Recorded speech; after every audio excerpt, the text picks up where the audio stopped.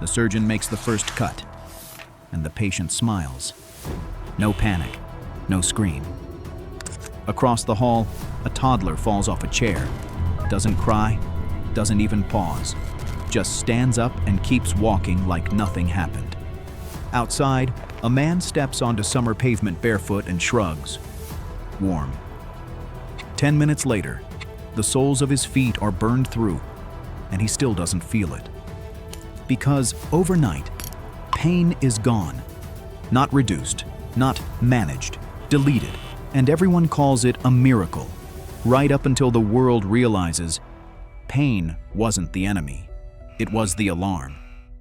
And the first person who begs for pain to come back is the man who made the wish. For 6 hours, he watched his daughter scream from kidney stones. Every 15 minutes, another wave hit her. She'd cry, beg for something stronger than what they gave her, then collapse back onto the bed, shaking. He's in an emergency room at night. Plastic chairs, harsh lights, that smell of disinfectant and dread. He can't trade places with her. He can't argue with biology. He can only listen and feel helpless.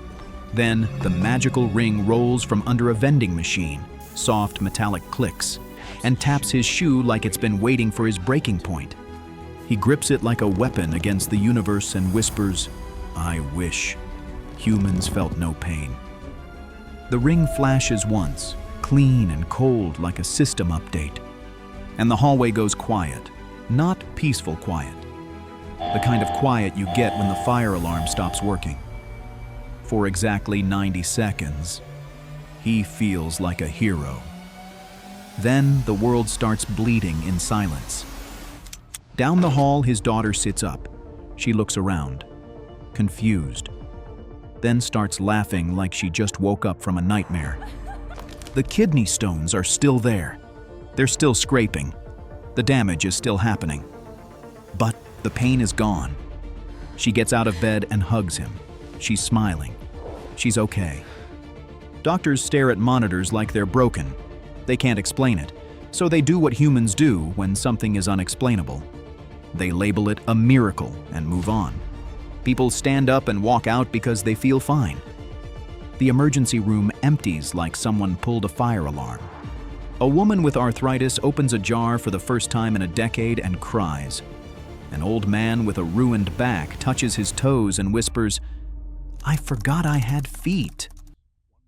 Even cancer patients, people who haven't felt normal in years, sit up in bed like the world finally apologized. And for a moment, the world feels lighter, like suffering got deleted. Then his phone starts buzzing at 8 p.m., and the miracle gets its first breaking news banner. It's his buddy Marcus from the construction site. "Turn on the news." His voice is weird, half excited, half scared. The anchor is smiling, calling it, "This is truly a historic, beautiful, and unprecedented moment." Then the ticker changes. A Manhattan chef is in critical condition after suffering severe burns. The anchor keeps smiling, because they don't know how to look afraid yet. Then another banner. Boston Marathon runner hospitalized with multiple fractures. Then another and another. Burns, fractures, internal injuries. The footage is the part that makes your stomach drop. A man at a grill flips a steak, his sleeve catches fire, and he just pats it out calmly, like he's swatting a fly. He doesn't even realize his skin is gone. A skateboarder lands wrong, hears a crack, shrugs, tries again. He doesn't limp. He doesn't stop. He just keeps grinding his bones into dust. Because without pain, humans don't become safer. They become careless. Pain used to force caution. Now nothing forces anything. And then he remembers his daughter's kidney stones. They're still shredding her insides. She just can't feel it anymore. At 3 a.m., a small knock hits his bedroom door. His daughter stands there, pale, sweating, trying to smile. "Dad," she says, "I don't know why, but something feels off. Not hurts, not pain, just off." And because he's the only one left on Earth who still respects what pain used to mean, He takes her back to the ER anyway. They run scans, and the doctor's face changes. Her appendix ruptured an hour ago. She didn't scream. She didn't curl up. She didn't even know. He sits in the waiting room, staring at the floor, and realizes what he actually did. He didn't remove suffering. He removed the warning system that keeps humans alive. And now the world is about to learn the hardest lesson. When the alarm disappears, the fire doesn't. The next few days, the truth becomes obvious. People are getting more injured now, not less. A construction worker, someone he actually knows, steps on a nail, keeps walking for hours, not because he's tough, because he has no idea. He only notices when blood fills his boot. By the time infection is caught, it's too late. Pieces of him are removed like broken parts. 2 days later, the construction worker dies, not from something dramatic, from an injury so small it used to come with pain, and now comes with silence. Heart attacks start killing people in their sleep. No chest pain, no warning. Appendicitis becomes a silent murderer. Internal bleeding becomes a quiet disappearance. Hospitals don't fill with screams anymore. Within the first week, the numbers start climbing in a way nobody wants to say out loud. Not a little worse. A sharp spike in accidents. Within weeks, global deaths surge. Not from new diseases, from old injuries. That used to come with warnings. Hospitals don't collapse because they're busy. They collapse because people keep arriving too late, smiling, saying, "I'm fine." Week 3. His daughter walks into the room. She's home now, alive, but different. She lifts her sleeve without drama. A long surgical scar, angry and stretched, healing wrong, because she keeps moving like nothing happened. She can't feel the pull. She can't feel the warning. She looks at him and says gently, "Am I supposed to be resting?" And he realizes, quietly, crushingly. Even when he saves her, he can't protect her anymore. Because pain was the thing that taught her how to protect herself. So humanity adapts, and the adaptation is terrifying. Warnings become a lifestyle. People check their bodies 3 times a day, like pilots checking a plane before takeoff. Cut, burn, swelling, because you won't feel it.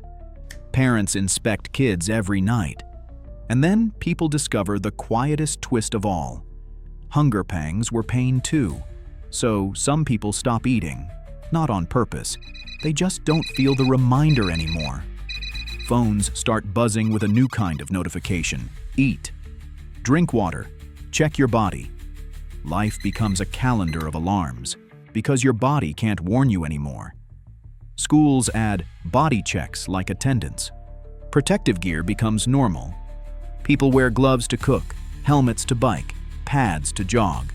Some people set alarms to shift positions at night because you won't feel a limb going numb until it's damaged. People ignore infections until teeth literally fall apart. Dentists become emergency workers because mouths rot without pain.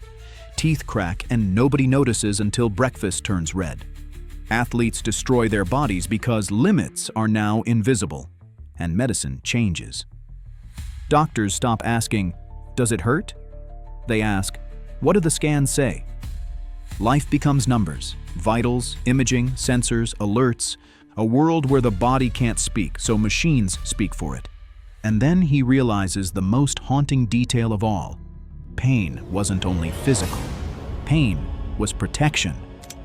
Pain was the boundary that kept humans from treating their bodies like disposable objects. But pain was also emotional. Grief hurts because love existed. Regret hurts because you care. Empathy hurts because you can imagine someone else's suffering. Now suffering is harder to see because people don't look hurt anymore. They still feel grief. It's just harder for others to recognize it. So the world becomes colder. When someone says, "I'm not okay," others don't know what that means anymore, because pain used to be proof. He wished to remove suffering, but suffering wasn't the enemy. Pain was the teacher, the guardrail, the alarm. And without alarms, humans don't become free. They become reckless and fragile. And now there's only one question left. Can he fix it? He searches for the magical ring again. Drawers, pockets, under the bed, the hospital hallway, the vending machine. Nothing. He whispers into the dark, Bring it back. and the world answers with silence. The silence of a world that can't feel what's wrong until it's too late. Because the ring didn't grant him kindness. It rewrote a law, and laws don't care if you regret them. He watches from the crowd, smiling like a ghost. Because he knows the truth behind every miracle headline now. A world without pain isn't a world without suffering. It's a world where suffering becomes invisible until it becomes fatal. He thought he saved humanity, but what he really did was turn 8 billion people into fragile creatures walking around without warnings. And now the world is quiet. Not because it's healed, because it's numb. If you could remove pain from everyone, Would you? would you call it mercy? Or would you be deleting the one system that kept humans from destroying themselves? Would you wish for it? If you want more wishes, Funny, terrifying, and everything in between. hit subscribe now. Because next time, a woman makes one tiny wish, and suddenly everything she touches comes alive. Somewhere else. The ring rolls across a quiet apartment floor and taps the leg of a chair. A woman stands in the dark, exhausted, whispering like she doesn't even mean it. I wish everything I touch came alive. The ring glows once, soft, warm, almost harmless. Morning hits. She sits up, and her mattress buckles like it has an opinion. She grabs her phone, and it jerks in her hand, vibrating like it's annoyed. One by one, everything she touches with her hands wakes up. Not for a second, not as a trick, alive. And the worst part? The first thing that comes alive doesn't say hello. It says, finally, we can talk back.